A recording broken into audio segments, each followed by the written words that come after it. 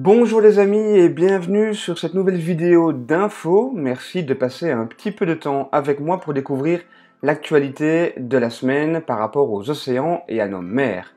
Alors on va rentrer directement dans le vif du sujet avec un tour d'horizon de l'actualité de la semaine écoulée.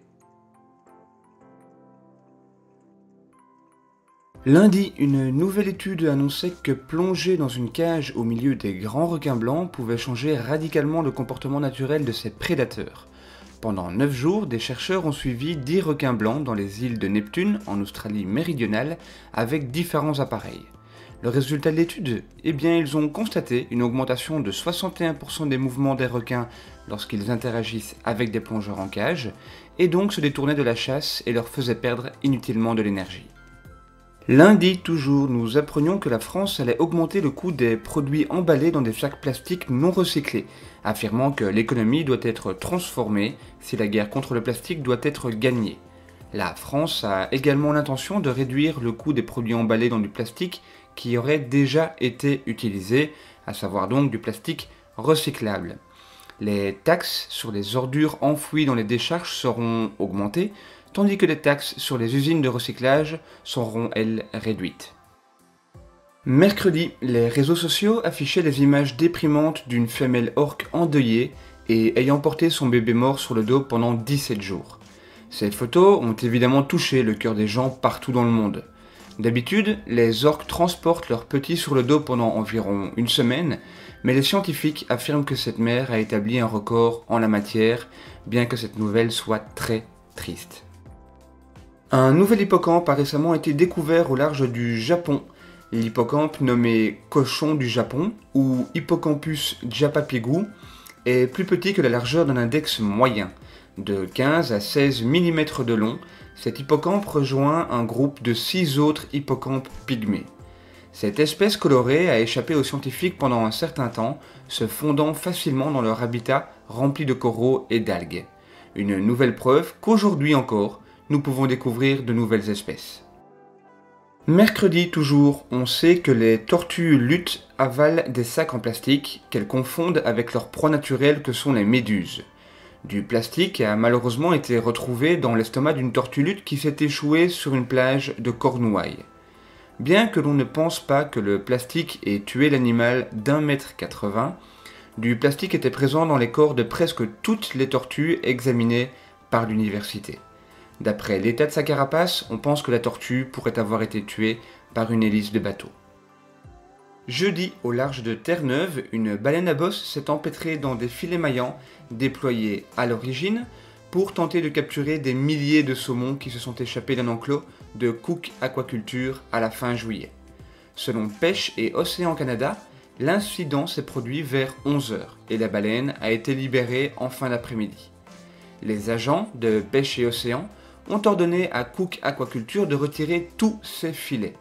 Chaque année, l'empêtrement dans les filets de pêche entraîne malheureusement la mort de plusieurs baleines, et notamment les baleines noires de l'Atlantique Nord, une espèce menacée d'extinction et pourtant protégée par le gouvernement canadien. Vendredi, nous apprenions qu'une association suisse a développé une idée très intéressante autour du lac Léman, à Lausanne. Il s'agit de la Jetée de la Compagnie, qui a lancé l'idée d'obtenir une boisson gratuite si les clients revenaient avec un sac en papier rempli de déchets trouvés aux abords du terrain et de la jetée. Cela permet de sensibiliser les usagers à la problématique des déchets abandonnés en pleine nature, et notamment de nombreux déchets plastiques. Le même jour, la Nouvelle-Calédonie a adopté 3 arrêtés destinés à protéger davantage certaines zones du parc naturel de la mer de Corail. Cette décision a été saluée par de nombreuses associations environnementales. Ce territoire français du Pacifique Sud a renforcé tout récemment la protection d'une grande partie des récifs du parc naturel de la mer de Corail, une des plus vastes réserves marines au monde.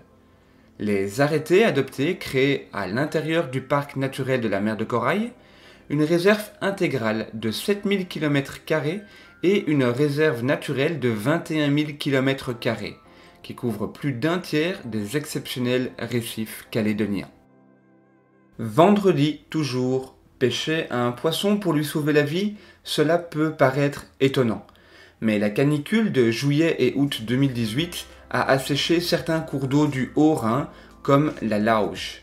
Les poissons se retrouvent alors piégés dans des trous d'eau et dépérissent malheureusement par manque d'oxygène. Une équipe de la Fédération de pêche du Haut-Rhin a été dépêchée à Herlisheim, près Colmar, pour tenter de les sauver. Les personnes prenant part au sauvetage récupèrent ainsi les poissons dans un filet, les stockent dans un conteneur d'eau avant d'aller les relâcher plus loin, dans un cours d'eau moins impacté par la canicule. Vendredi encore, le mois d'août est sans doute la période de l'année où les plaisanciers sont les plus nombreux dans le Finistère. Si le tourisme se félicite de cette fréquentation, l'écosystème, lui, en pâtit parfois. Le parc naturel marin d'Iroise, qui gère et préserve ce domaine maritime unique, tire la sonnette d'alarme concernant une espèce sédentaire, fragile et protégée, à savoir le grand dauphin. Le parc marin a lancé une campagne de sensibilisation sur les vedettes de transport de passagers et a publié sur son site et sur les réseaux sociaux un guide des bonnes pratiques à adopter en mer lors des rencontres avec ces mammifères. Enfin, vendredi toujours, nous avons trouvé des images montrant des braconniers pataugeant dans les eaux protégées de la réserve naturelle de la Flor Beach à San Juan del Sur, une ville située sur la côte ouest du Nicaragua. Ils étaient là pour capturer des tortues de mer et pour leurs œufs. Habituellement, les braconniers attendent que les tortues pondent leurs œufs et détruisent ensuite leur nid. Mais cette fois-ci, certains se sont simplement lancés dans l'eau et ont emporté les tortues directement avec eux. Les médias locaux signalent malgré tout que 4 personnes ont été arrêtées après que la police eut identifié des braconniers présumés après la diffusion de la vidéo sur les réseaux sociaux. Et les tortues kidnappées auraient été également retrouvées et relâchées dans la nature. Allons maintenant faire un tour de l'actualité aux îles Féroé et en Islande. Cette semaine, malheureusement, un grind a eu lieu aux Féroé à Vanasund. 80 globicéphales et 13 dauphins à flanc blanc y ont perdu la vie. En Islande, cette semaine a vu 11 rorquals communs perdre la vie. Le nombre de baleines tuées s'élève maintenant à 87 depuis le début de la saison. Et bien voilà les amis, nous avons fait le tour de l'actualité avec des bonnes nouvelles et d'autres beaucoup plus mauvaises.